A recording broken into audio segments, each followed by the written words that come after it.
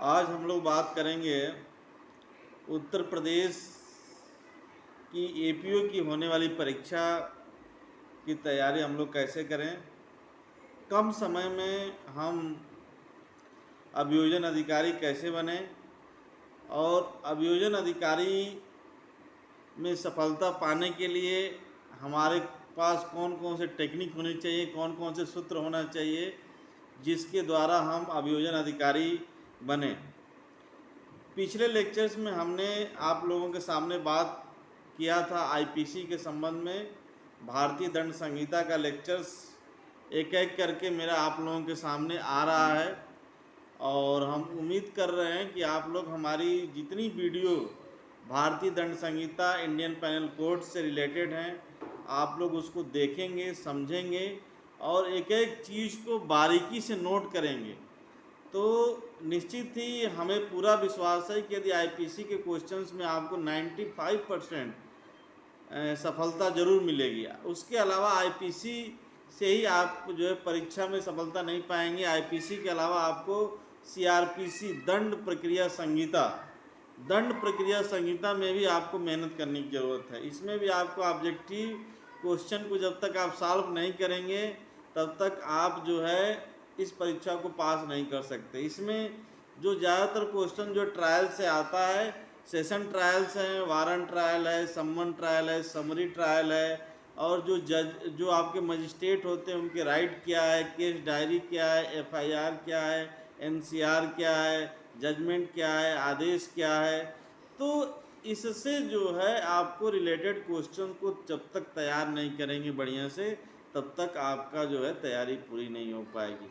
IPC CrPC के अलावा हम बात करेंगे एविडेंस एक्ट की। एविडेंस एक्ट जो है आपको दोनों लॉ को एक साथ पढ़ेंगे तब जाकर के एविडेंस आपको समझ में आएगा। एविडेंस आईपीसी सीआरपीसी के साथ एविडेंस पूरा कोर्ट का प्रोसीजर एविडेंस होता है। एविडेंस जब तक आप नहीं देंगे तो किसी बात को साबित कैसे करेंगे। तो जब आप किसी चीज़ को साबित ही नहीं कर पाएंगे कोर्ट में तो आपका एपीओ बनने का कोई मतलब ही नहीं है। तो जो एपीओ का मुख्य कार्य जो होता है वह मुकदमे में जो एफआईआर दर्ज होती है, एनसीआर दर्ज होती है, उसमें सबूत को इकट्ठा करके न्यायालय के सामने पेश किया जाता है और उस न्यायालय द्वारा जो है उन सबूतों के बिहाफ पर जो है कोई आदेश पारित किया जाता है, कोई दंडादेश दिया जाता है।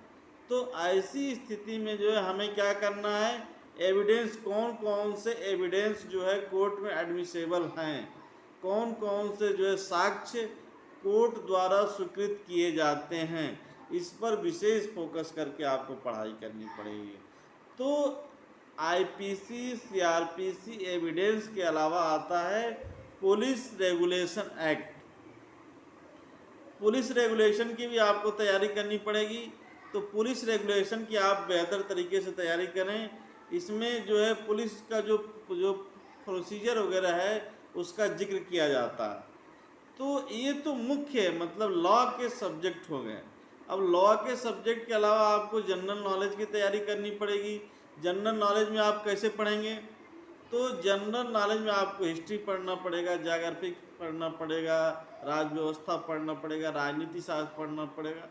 तो इस तरीके से आपको ज़्यादा, मेरे कहने का मतलब यह है कि ज़्यादा डिटेल में इसकी तैयारी मत करिए। यदि ऑब्जेक्टिव पोर्शन को लेकर चल रहे हैं तो कम से कम समय में पर डे आप जो 200 से 300 ऑब्जेक्टिव पर डे सॉल्व करिए। चाहे आईपीसी का ही उठा लीजिए, चाहे सीआरपीसी का ही उठा लीजिए, चाहे एविडेंस लॉ का ही उठा लीजिए।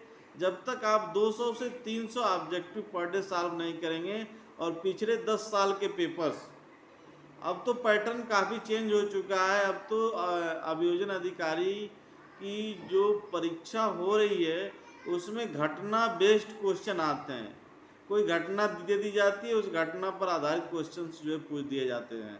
पहले यह था कि डायरेक्ट जो है चैप्टर से क्वेश्चन आते थे और जो है सेक्शन से पूछ दिए जाते थे या कोई इलस्ट्रेशन जो है पकड़ा दिया जाता था, उससे जनरली क्वेश्चन आ जाते थे।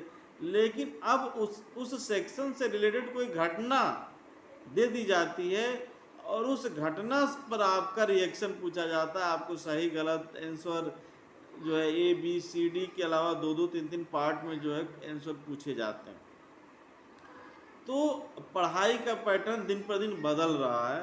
तो जो जो छात्र जो है पहले से APO की तैयारी कर रहे हैं, उनसे रिक्वेस्ट है कि नए ज़माने में नए दौर से आप थोड़ा पढ़ाई पर ध्यान दीजिए, क्योंकि कंपटीशंस काफ़ी बढ़ गया है। क्योंकि नए नए बच्चे आ रहे हैं, उनको नई नई टेक्नोलॉजी के माध्यम से नई नई जानकारियाँ मिल जा रही हैं, और इन सब चीज़ों को जब तक आप अपने माइंड में ध्यान से नहीं पढ़ेंगे, तब तक आप APO की परीक्षा पास नहीं कर सकते हैं। तो आज के लिए इतना ही। कल फिर से हम नई वीडियो इंडियन पैनल कोड से रिलेटेड IPC जो है, जहाँ तक कल 76 तक हमने पढ़ा था, उसको आगे कंटिन्यू की होगी। तो thank you very much all students